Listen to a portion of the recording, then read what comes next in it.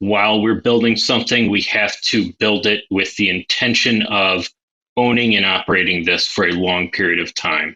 And so we understand throughout the organization, if we cut corners now, we're just going to have to pay for them down the road. This was Ryan Coates, Vice President of Fiber Business Development at Surf Broadband. Ryan has a long experience in developing and funding his own companies, and we're going to discuss with him the mindset change which happened with him and his company since they realized that fiber is the future and they moved all their deployment from wireless to fiber-based installations. And we also learn how they target areas where they want to build and deploy and what the learning curve was in order to find these areas easier and predict the take-up rate. We're going to discuss with them how they use their fiber network as an asset to get funding and to scale their business. So without further ado, let's head into the interview. You are listening to Become Fiberminded, a podcast about fiber optics. Each week we are bringing you insightful conversations with industry experts so you can become fiber-minded as well and get the success you deserve. I'm your host, Christian Till, and you can follow me on fiberminded.com. Welcome to Become Fiberminded. Hi Ryan, welcome to this episode of Become Fiberminded. Thank you, Christian. I'm excited to be here. So am I. So Ryan, could you give us a little bit of background on yourself? Absolutely. So I'm the Vice President of Fiber Development for Surf Broadband. Been in the assorted technology industries for, 25 years or so. Initially starting out as a very low-level IT support person and working my way up through network engineer, server manager, eventually then getting into the business side and founding a few companies myself. And now I've joined up with some good friends of mine in this new business. Well, it's 20 years old at this point, but yeah, in Surf Broadband. And we're very excited to be in the fiber industry now and expanding what we're doing. And it's an exciting time for us. Awesome. Outstanding. I always like it when someone starts at the beginning and then goes up and learns everything from the base up. It certainly helps in the long run. I think so. That's actually one of the ways that I train new guys that come in is we send them out with the crews and they've got to see it from when we put fiber in the ground all the way back to the head end and higher end design. Better learn it first the right time rather than unlearn errors. Absolutely. Now, you mentioned that you recently joined Surf Broadband. If I'm not mistaken, it started at multiple wireless operators and then now it's merged into one. Is it correct? Yeah, that's right. So historically, my relationship with our company, some of my partners, Gene Cruzy being one of the primary people, was the president of MapleNet Wireless. And they used to travel the globe building wireless networks and constructing towers. And then I would consult with them. I'd travel the globe with them and set up the networking equipment on the backside of that. And so we've had a great relationship for over 20 years now. And Gene worked with Greg and Caesar, and we have a lot of these other guys now that all had their own wireless ISPs kind of spread across northern Indiana, central Michigan, northern Illinois, in the Midwest United States here.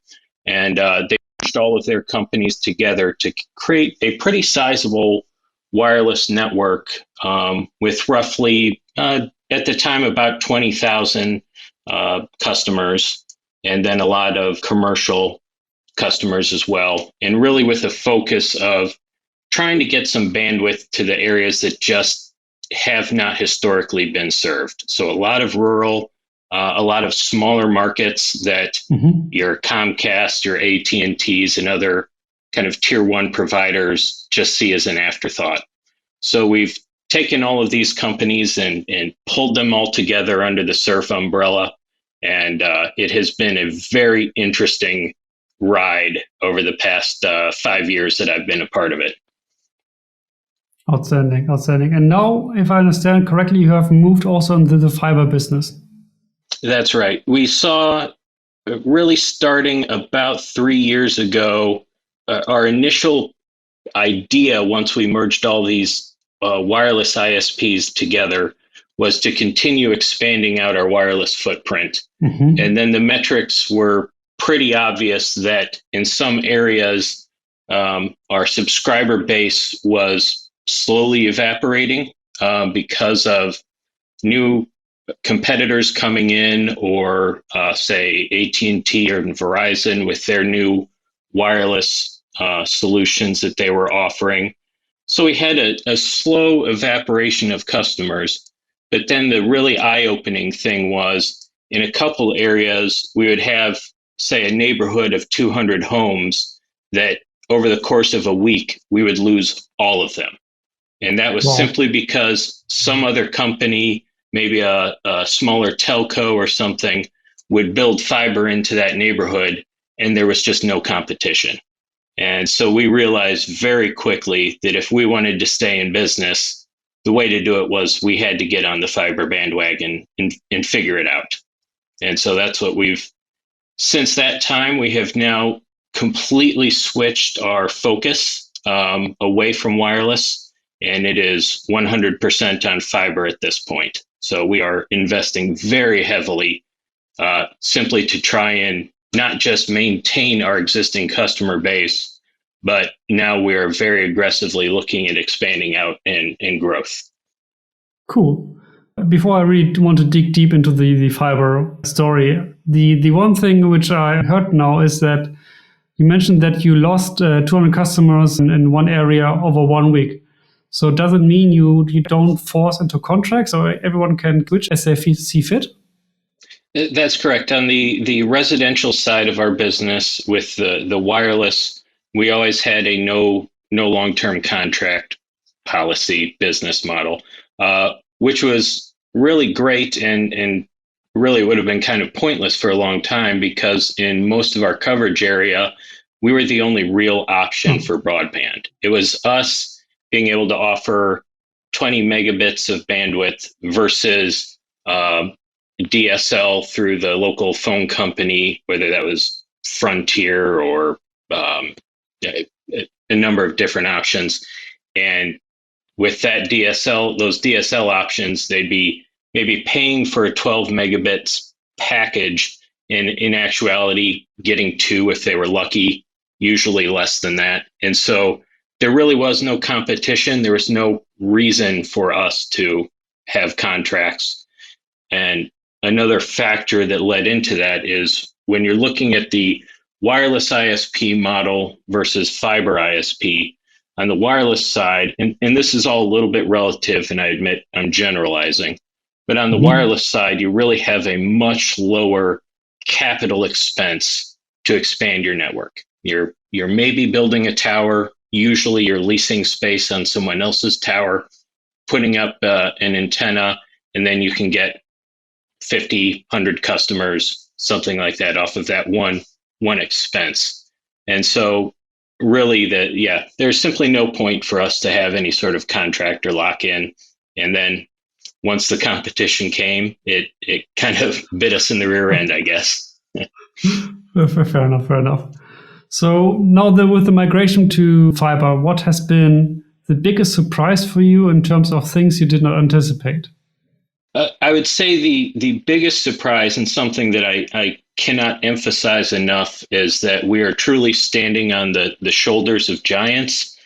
I mean, just looking back at the previous guests you've had on the podcast, Lucas Mays and Jim Hayes from the Fiber Optic Association, these people are giants in the industry, and nothing we do would be possible without people like that. And ever since we first started looking at fiber, we knew we had to do it, but we just didn't have the expertise. We didn't have the knowledge in-house on how to make it happen.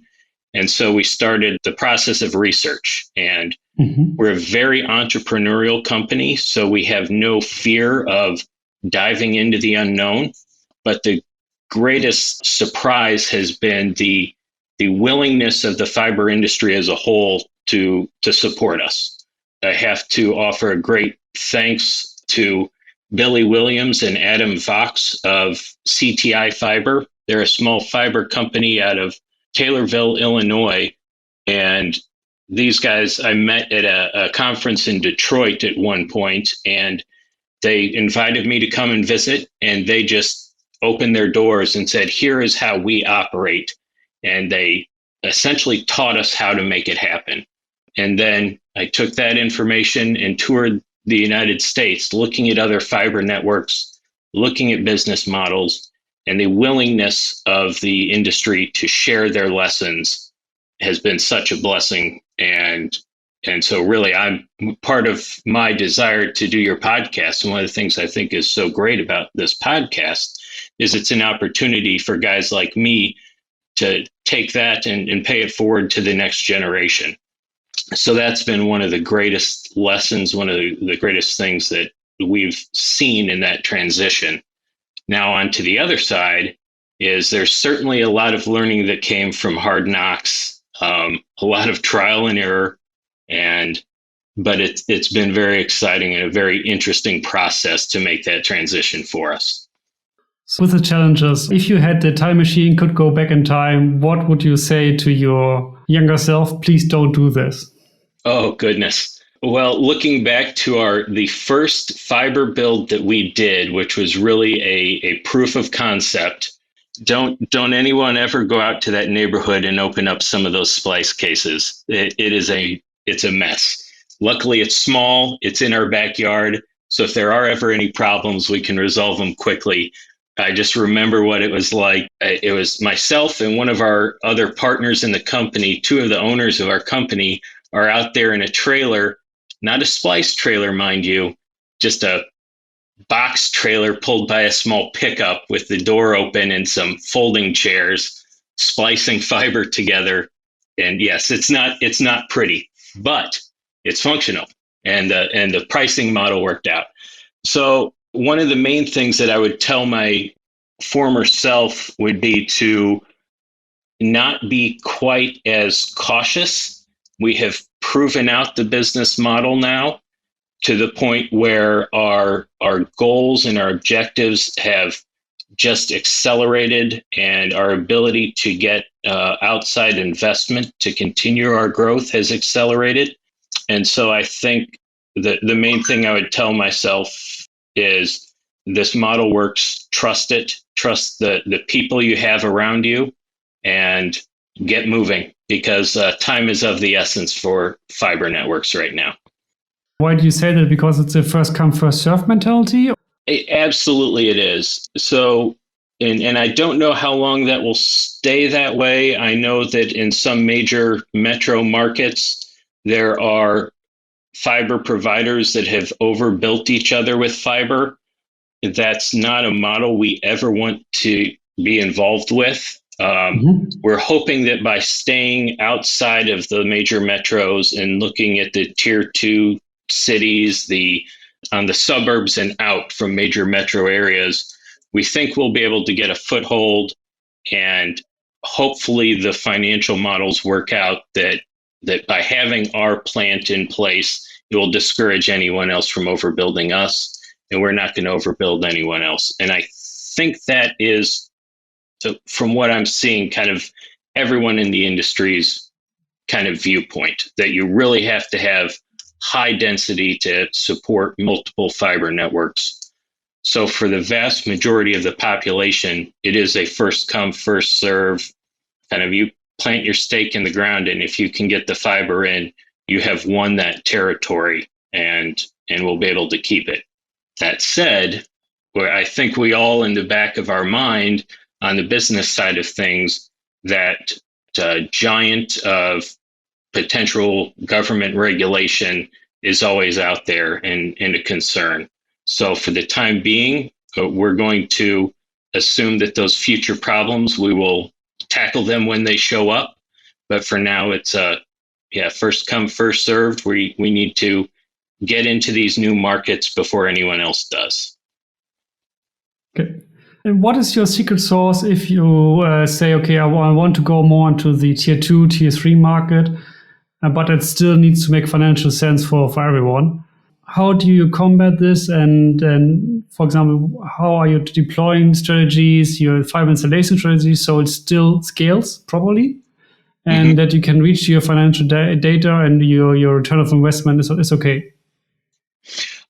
So that is one of the main things that we've had to wrestle with as we've made the transition from wireless to fiber. In the wireless business, as I mentioned, it's we can throw up a tower or a distribution point and immediately service everything within a mile or two from that point. So it was, relatively speaking, wireless was very operationally expensive. There's a lot of a higher OPEX cost and a lower CAPEX cost, a lot less upfront cost, where fiber completely flips that. We have a lot more additional cost to get the fiber in, and then the cost to operate the network is lower on a per customer basis. So that was very difficult for us because as we started out on the wireless side, we could use typical business financing to fund our growth. The cash flow coming in from existing customers was more than enough to keep operations rolling. But if we wanted to grow, we would just go to a bank and get some money. The problem there is that most of those lenders that we could get that money from, they're looking for a 3 to 5 year payback on that money.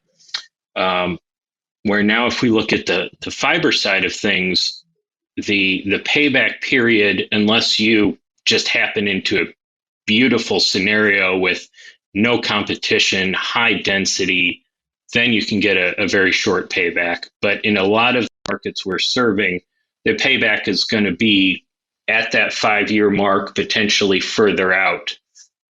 You know, there's a lot of different variables that tie in. But before we start a build, we have those numbers pretty well locked in and understood. So then it really came down to, we had to change the way we looked at how we finance our growth. Instead of getting money from a typical business lender here in Elkhart, Indiana, where we're headquartered. It's the RV capital of the world. A lot of people are aware of that. Everything in industry around here is geared toward building recreational vehicles. And it was very difficult to talk to lenders or investors in this area about anything technology related, because they're used to funding this massive company needs to build a new factory, and they understand that business very well. So we had to go outside of our area and work with investors from Chicago, or now one of our best partners is out on the East Coast of the United States. And essentially, we had to talk to investors who understand this industry and have some experience themselves. And the business model is changed because the investors we're using now, they understand the rate of return. They understand that you're not necessarily going to get your payback through revenues in that 3 to 5 year time frame, but they know that the value of the asset is there once we build it. So they understand that once the fiber's in the ground, that has a massive amount of value, and those customers that can connect to it have a massive amount of value. And so they can easily justify spending that money to build out to those customers. And that's a model that we had to wrestle with because we're a privately owned company. A lot of other fiber providers don't have those same hurdles to overcome because many of them are municipalities, building out muni fiber. They may never get a direct return on that investment, but they understand the economic benefit and that the community will thrive as a result. Or you have electric cooperatives, telcos who have been around for 100 years over in Europe or other places. These companies have been around potentially far longer, And so their time scale is completely different than ours is. And so that's a hurdle we had to get over. And I think we have at this point, understanding that really we had to shift our focus and our way of looking at things. That was also a challenge that we had to go through, where we had very well understood how to financially model building a wireless into a new area. We knew our cost for towers or tower lease. We knew our equipment costs, and that was just so very cut and dry. To now we're going into slightly uncharted territory. And so the process was simply to start small with one neighborhood, verify that that worked, expand to 5 neighborhoods, verify that that worked. And now we have enough built and enough time in that we can look at an entire city and understand, based on some demographics, based on some high level data on that city, not exactly, a ballpark of what it's going to cost us to build, what our take rate should be, what our payoffs should be. So we can model all of that out very quickly ahead of time based on our experience in the past. And that's the type of information that we need to have in order to get that investment of upfront to start those construction projects. Wow, now I have so many follow-up questions on this. Okay. So you mentioned the take rate, and in Europe, for example, we have different models where it's either built first and then they come, or we survey around, and then usually it's between 40 and 60% of take rate, and then they start building. So how do you guys do this? So we have done it a couple of different ways over time. At this point, we can usually know ahead of time, based on the competition and a little bit of demographic information, without doing any sort of surveys. We can get within a couple of percentage points estimating up front what the take rate is going to be. The way we got there was by doing essentially what you're talking about. We have tried pre-sales, and when we get to a certain number, we'll break ground. We have done massive amounts of marketing, and in fits and starts, we've tried everything from mailing people postcards and asking them to go to a website and sign up, Facebook advertising, anything we can do to find out if there's demand in an area. Right now, we have a simple website, iwantfiber.today, that people can go to and put in their address, and it will pull it up in our system, and we'll be able to see if there's clusters of demand, and then that's where we send our focus. But at this point, we don't really have to have, prior to construction, a set number of signups. If the metrics are right for a given area, we'll start building it before we have a single person who's said that they want service. And at the end of the day, usually we look back after an area has been live for about a year, we take a look back and see if the numbers fit. And right now we have enough track record that we're able to predict it pretty well. That was a difficult place to get to, and it really came through a lot of trial and error. With the postcards we used to send out, we would send out, let's say 100 postcards, and we would possibly get 2 responses. And one of those responses would be, "No, I'm not interested."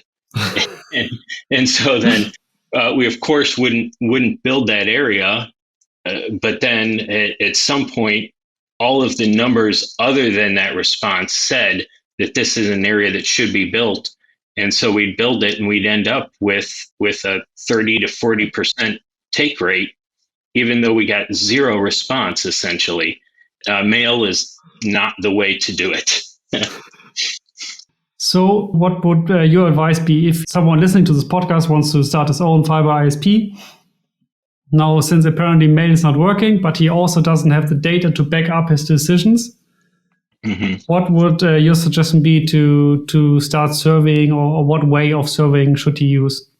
I'd say, first of all, please stay out of the markets that we're targeting. outside of that, no, I think that a few good ways to do it is, again, to start small until you've got a little bit of a track record. It's important to understand what your construction and operating costs are going to be. So do as much research on that as possible up front. Again, though, speed is of the essence, so do it quickly, but do as much of that as you think you can. And then try to have more personal interactions with the residents of an area. If you're looking at just a neighborhood, see if they have some sort of association that you can go speak to. It really helps if you know people in an area that you can talk to. If it's an entire town, go talk to if they have business leaders, economic development people, town council. Reach out and speak with them and have those personal conversations to get your foot in the door. And then those people can really help drive demand for you. There's always in a group, there will be that one key person who seems to know everyone. And if you can get to that person, they will make all of these connections for you. And at the end of the day, I think that being in a technology field, it's very easy for us to get lost in the technology. But I think it's important for us to keep focusing back on what we're actually doing is providing a service to people. And it's the people that really drive the business. So we can have the most amazing advanced technology in place with the highest bandwidth, the lowest latency. But if it doesn't serve the needs of our customer base, it's completely worthless. It's working in those areas. I know I've talked with some companies who seemingly throw dartboards at a map and then go build that area that's way outside where they currently exist.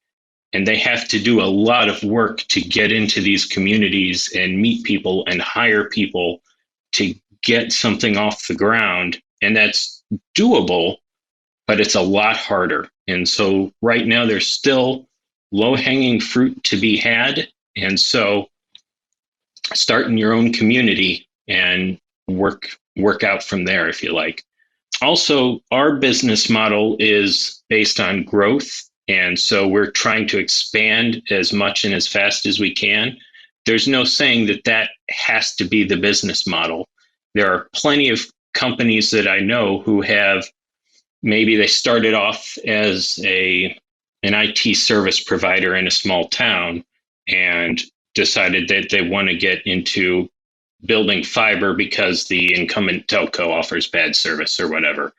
It's perfectly reasonable to create a business model that just builds out your town, and then you can build it and operate it, and the revenues will be there to make that a beautifully successful business. And then you can just stop right there and operate your network. That some days I think that would be ideal compared to the aggressive growth we're looking at. But I also know I'm oversimplifying almost everything to a degree. And I know in many cases, you're just swapping one set of headaches for a different set of headaches. But that's the recommendation that I would give is start small and remember that it's people that drive the business at the end of the day. It's funny that you say starting in one small town and staying in this town. For those listeners, I have an upcoming episode on another guest who is exactly doing this. So stay tuned to hear this experience. Now, you mentioned that also on the fiber deployment side, compared to a wireless service provider, the CAPEX costs are a lot higher. So what are you doing in order to reduce the CAPEX costs? Are you building above ground, or what are your strategies for this? This is a constant struggle that we are facing, is balancing the cost for a build versus the speed to build it. I have a history in doing above ground builds. I worked for a division of Cincinnati Bell ages ago, and above ground builds, while the talk about it, or I guess maybe the rumor is that it's so much faster and so much cheaper, and that can be the case, but I think it oftentimes depends on when you start the clock and how you categorize expenses. So, for an example, we have a town in Illinois that we're working on building out that our initial objective was to build aerial fiber. And the process of getting the pole rights, the make ready, and all of that from the time we started, if we start the clock at we want to build this town to the time construction started, that was dragging on longer than 6 months with no end in sight, where we had a section of the town that we started off with underground, and we were able to start construction in a matter of weeks from the time we decided we wanted to build it till we had directional drills in the ground. So if you start the timer at from when construction starts till it's finished, I think aerial is definitely faster.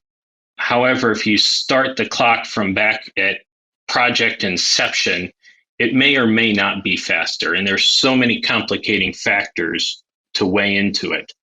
And then when we look at cost, it really is going to come down to how many poles you might have to replace in make ready.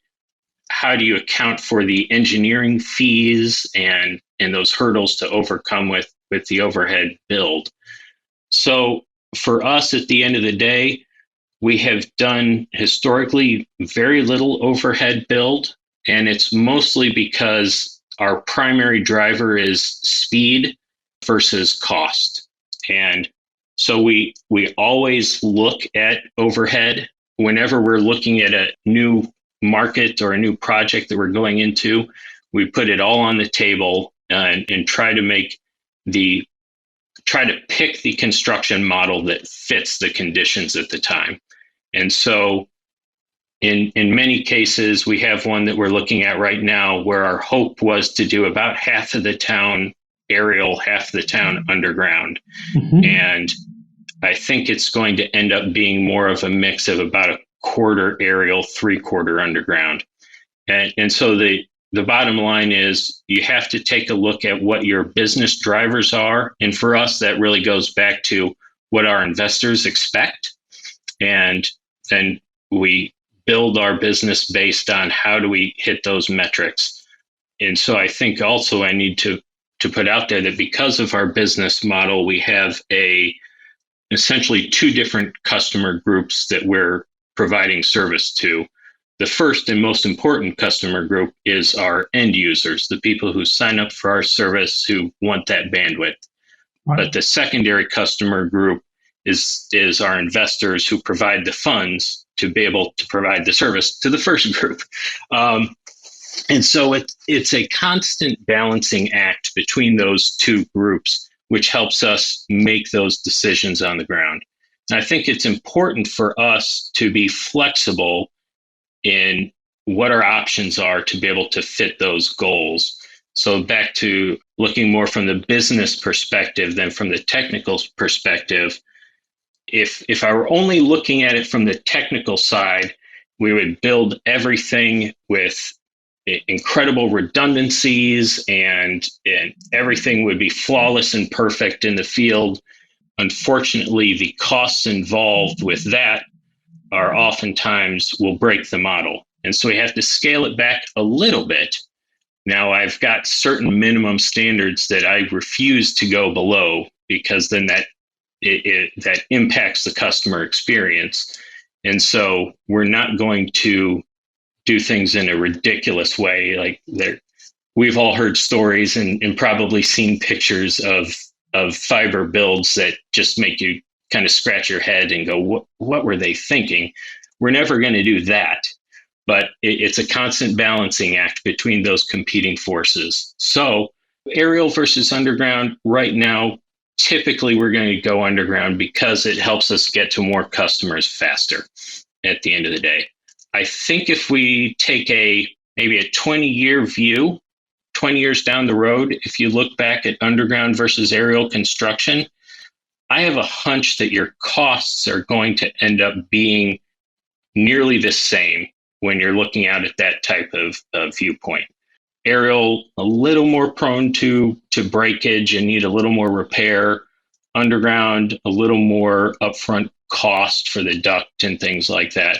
But I have a feeling that they all even out when we take that longer term view. So for us, that then makes the speed be the primary factor for our decision in that.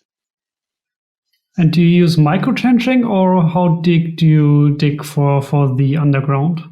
We do not use micro-trenching at this point. We've done a couple trials of it in a few areas, and the end results haven't been exciting. I'll put it that way. Okay. I'm still looking at it. I would still like to find a way to make that part of our suite of construction processes, but we haven't figured out how to do it right yet. So almost all directional drilling, and usually the depth we go is our standard is we like to try and be about 3 feet underground, roughly a meter for non-American listeners. And then outside of that, that's where we'd like to be, but it's very much dependent on the municipalities or the agency that is giving us our permits. A lot of times they will say, no, you have to be deeper, you have to be shallower, and so we'll adjust accordingly. There are the thing that I run into a lot, and this is one of our biggest headaches, is the permitting process and working with government agencies to be allowed to build our fiber plant.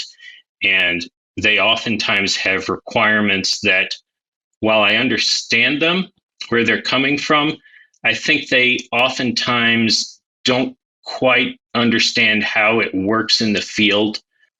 For a prime example, we have a lot of towns that we'll go into, and they'll have very high requirements for the drawings that they want to see ahead of time. They want to have measurements, exactly how deep is this going to be, where, exactly how far off of the road is it going to be, and we're happy to provide that if they want it.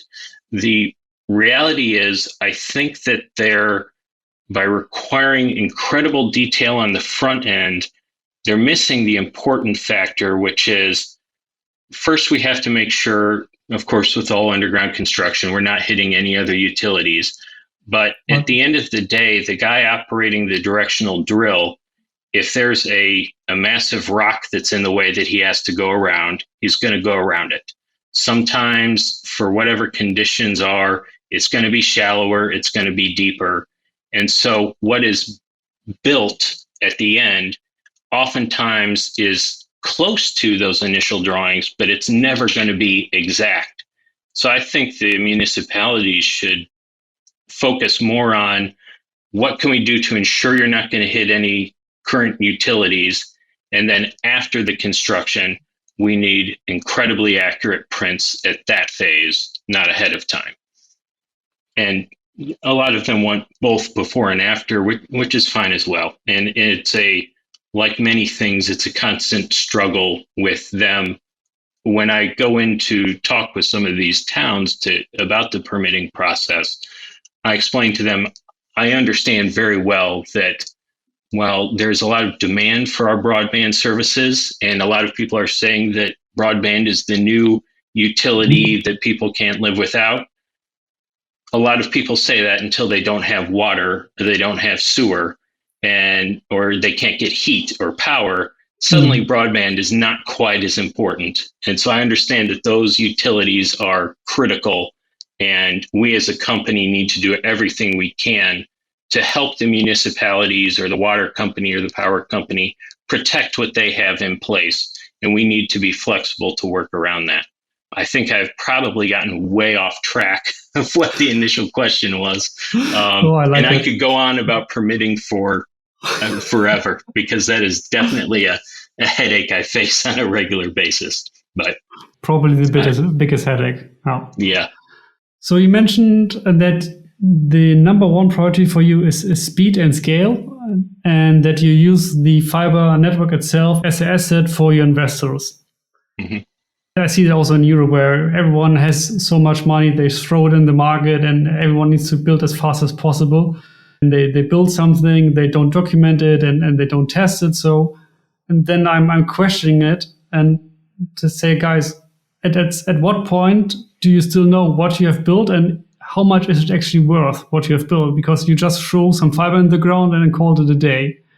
Mm-hmm. So what do you do in terms of quality management in order to actually protect this asset itself, since you use it in terms of your business case? That is another great question. It would have been very easy for us to lose sight of that and to just start building and continually focus on the future. I have a great team working with me of people who are on the project management and construction side, who have that great focus of, while we're building something, we have to build it with the intention of owning and operating this for a long period of time. And so we understand throughout the organization, if we cut corners now, we're just going to have to pay for them down the road. And so in order to combat that, whether we are doing the construction ourselves with our own directional drills and our own crews, or we're bringing in a contractor to do the work for us, we always have both construction managers and project managers. Our project managers essentially are there to ensure that we're meeting timelines, that the different phases are happening in the right order, and documenting all of that in a project management system. Our construction managers are out on site on the job on a very regular basis, getting GPS coordinates of handholds, verifying that our subs are using the right materials in the right places. And then at the end of a project, before we completely close it out, we have everything documented. And that is a major passion of mine, for exactly the reason that you said. If you don't know exactly what you have, how can I turn to my investors and present it to them and say, here's what we built using that money that you gave us? Because any investor, any decent investor, is going to come back and say, prove it. How do I know for sure that you really did what you said you did? And so we have to have that evidence. And it pays dividends in multiple ways, because we can show the investors we did what we said we were going to do. And then in the future, when it comes to maintenance or a rogue backhoe, having that documentation is what allows us to more quickly resolve any outages and to provide the better customer service to our customers on that side. So having that, maybe spending more on those resources, the construction managers and the project managers and the documentation, is a big part of what allows us to provide a better end result to both the user customer base and the investor customer base. And don't forget the testing. As you know, I have a background in fiber testing, so I'm very adamant on proper fiber testing. That is another great point, and something that we have struggled with early on, trying to figure out how to, do we test everything? Do we test a percentage? And with my splicing team, we have gone back and forth on that a number of times, and we're seeing a problem right now in that we simply don't have, it's hard to get enough people to do the work right now. I'm not entirely sure what the economic drivers are behind that. There's a lot of debate in the United States.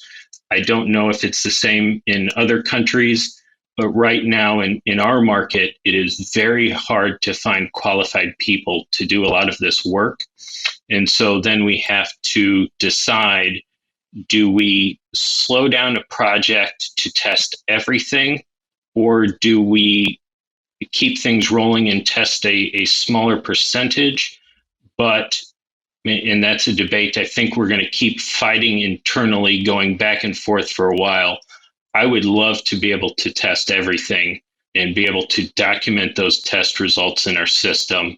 When we bring in an outside contractor to do a large project for us, we do require them to give us test results across the board, and that's been great. When we do it with our internal crews, we're a little looser on it than maybe I would like to be, but that's mostly because the splicers that we have in-house are really, really good at what they do. And so they'll do the splice, they'll see what the reading on the splicer says, and we all know that those are, they're numbers. Yes. And so, but usually they do very clean work. One thing that we've done in our network is that we use very little connectorized, and so we don't have much loss from our light source to our end customer. So with our internal crews currently, we're testing a percentage to make sure that overall is good. And then once we hook up customers, then we can see in that system what our loss is across that connection and if it's acceptable. The nice thing is that we build well within specifications, well within the parameters, so that if there is a less than ideal splice, we'll call it, it's not going to impact the end results to the end user. But it is a concern that I have for down the road when we upgrade our electronics to the next speed. What is it going to look like then? Luckily, again, as I said, with a lot of our major builds where we're crossing, where we're passing 10,000, 20,000 homes, we will have those test results. And so we'll be able to know when we go to upgrade to 10 gig or the next technologies beyond that in this network, we'll be able to put that in our system and know exactly which fibers need some attention given to them to make sure we're within specs. Things in our smaller builds that our internal crews do, usually that's in a pretty small geographic area near our office here. And so we can go out and resolve those issues as they pop up. But again, going back to those dividends that will pay off down the road, I do think testing needs to be a primary consideration, and we have to do a better job on our part of working those costs into our model in order to show that value. Let me rephrase that. It's the testing that shows the value to our investors, so they know the quality of the fiber build that we've done, not just there's X number of strands down this road. Because if the strands are all broken, they don't do very well. That's quite true. Quite true. Mm-hmm. On the testing side, I mean, this is something where it can go on and on for hours, but there are some new solutions coming to the market now, already in the market, which scale pretty good and automate a lot of stuff. So even for crews with less workers, it's capable to measure end-to-end loss, for example, or to manage the test results in an automated way. So definitely something where you should look into. But I don't want to divert and make it there. I did listening to the episode with Kevin, yes. with your coworker. I did take a lot of notes, and we'll definitely be having some discussions internally about how we can do a better job. Right now, the way we track those test results could definitely be improved, and I know there are solutions out there for that, and definitely something that we're looking at and we'll be talking about as we go forward. And that brings up I think a great point in that it's important in this industry, I think, to be flexible and to be always looking for the things that are coming down the road that we can use, the new technologies, the new solutions. I've seen a lot of in large companies that I've consulted for on the IT side of things, they're very strict and very, let's say, stuck in their ways in how they do things. And many times it is to the benefit of the IT team to have things that way. But again, it many times loses focus on there's a purpose for this to exist.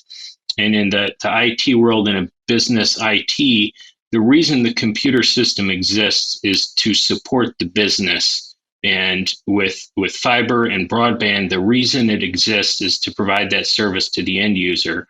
And so we can't get stuck using, this is the splice case we have decided we're going to use, and we're never going to change off of that. If something else comes out in the market that is better, faster, cheaper, whatever, some benefit that can then allow your business to provide better service, faster, whatever, it's important to be willing to quickly make those changes as necessary. And I understand that oftentimes that's a painful process. You've got a crew of splicers that is very used to doing things this way. And okay, now we have to switch a little bit. And so there's some learning process. I also want to point out that internally here at SURF, we constantly look at those new technologies, those new type of handhold, multipath duct, all of those things. The first thing I do if I see something that is interesting is I take it to my crews, the people who actually will have to use it on a daily basis. And I want them to be the ones to tell me, is this better? Will this make our lives easier? And we'll look at the cost differentials and we'll have that discussion. But they need to be the ones to make that decision instead of me pushing it down on them. If I push it from my desk here, then they're just going to get disgruntled and frustrated. And I mean, if we just look at the numbers, I can cost justify a lot of crazy stuff. But Lord knows that in the beginning of the wireless days, my goodness, I've seen some things I've seen antennas hung in trees. And if you talk to other former wireless guys or current wireless people, that everyone has stories of some of the crazy stuff that's been done. And so we need to stay away from that and be flexible and open to all the new ways of doing stuff. I like this mindset a lot, I must say, Ryan. Awesome mindset. I mean, adoption and adapting to the new world and always looking out for new things to try and actually trying it in the field with the guys who actually do the installation, who have the know-how, and then see, is this something which fits into your network, is absolutely the way forward. So kudos to that. Oh, thank you. I have a more complicated or difficult question for you for your vision into the next 3 to 5 years. We see now that Starlink, for example, is starting to ramp up. We see it in Europe, we see it in Americas. How do you see this as a competition, especially that you're focusing on more the tier 2, tier 3 cities, more rural areas? It's a very intriguing. I can't wait to see it rolled out a little more so we can see how much of it is marketing hype versus the reality. At some point, you just get to limitations of physics. And so I'm not overly concerned about Starlink being a major impact on our business. I can see in a couple of places it may have a very minor impact, but it's never going to be able to directly compete with our service offering. The reason being that, it just comes down to physics. And something that I try to convey to a lot of friends that I have who talk about 5G a lot and people who bring up Starlink is the fact that the wireless technology that we used as a wireless ISP or 5G technologies or Starlink, the only difference between any of those solutions or technologies in fiber at the end of the day is interference. It all uses different parts of the electromagnetic spectrum to communicate. So it's all going to communicate at essentially the speed of light. And the advantage that fiber has is that you can separate out the signal going to your end customer and reduce or completely eliminate interference, where any wireless technology, while it can transmit and receive at the speed of light, it is going to have something in place to combat the interference from other wireless signals. And because of that, inherently, it just cannot be as fast as fiber can be. There's additional considerations, the latency of having to beam a signal up to space and back down. And so I think that has been vastly overlooked when it comes to Starlink. I think even though they're low-level satellites, I think the latency is going to be an issue to some people, especially as we look at a lot of the internet is more symmetrical with both upload and download, and latency of communications and gaming and even remote learning. If there's a little bit of latency between the teacher and the student, it makes communication very difficult. So I'm very excited for the technology, and I'm looking forward to it being rolled out because I think it can help a lot of people, especially in very rural areas where a business model for fiber just can't be made without subsidies or something like that. Again, being from Elkhart, Indiana, the RV capital of the world, it is a perfect solution for RVs. I see those little dishes should be mounted on every RV, and then you can travel all over the globe and have your internet. I think that's awesome. So I don't really see it as competition. I see it as solving a different problem than the one that we are trying to solve. And so I hope that at the end of the day, it helps to achieve the ultimate goal that we as an industry should have of trying to get more bandwidth to more people for the benefit of everybody. Right. So that's my look on those. Perfect. Thank you. So besides this awesome URL, which is i1fiber.today, which I like a lot, I must say. Thank you. Where can people find more about you? Surf Broadband is our URL, and I think we've got a Surf Broadband account on almost every social media platform, so you can go and look and see what we're up to constantly on Facebook and doing Facebook Live events and putting up little videos of what we have going on. Me personally, there should be contact information there. If you look occasionally, I'm posting stuff on Twitter about my musings in the fiber industry at Awesome Coats, and those are probably the best ways to reach me. Brilliant. Thank you so much, Ryan, for your time. Much appreciated. Thank you, Christian. I enjoyed it. Man, I could have talked with Ryan for hours. If you like to listen to longer episodes, drop me a short message at Twitter at @FiberMinded and let me know if you like to listen to longer content. Otherwise, I try to keep the future episodes below 1 hour. But back to what we just heard. The mindset shift from Surf Broadband and Ryan, moving from an OPEX model to a CAPEX model, is amazing. And what it means also with the fiber deployment. We learned about above ground, it's not always cheaper and also not faster if we consider the full project lifetime of a deployment. It's also interesting how they secure funding and actually using their fiber network as an asset to increase the business case.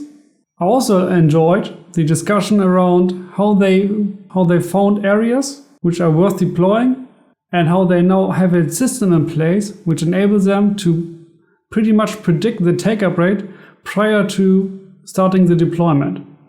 So once you are at this stage, scaling the business is the only problem which they have. From what I heard, they have this under control. And I must also say kudos to Ryan and his team for always adapting and trying out new things so they can deploy a better network. And in the end, it's always about serving the customer. So with that, thanks for listening to this episode of Become Fiberminded. If you enjoyed this episode, I would appreciate it if you could do me a quick favor and rate and review the podcast.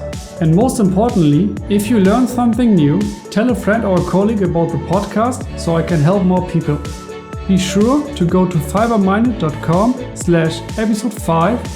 Once again, fiberminded.com/episode 5 to see the show notes and with the links mentioned in this episode. Until next time, keep connecting the world with fiber.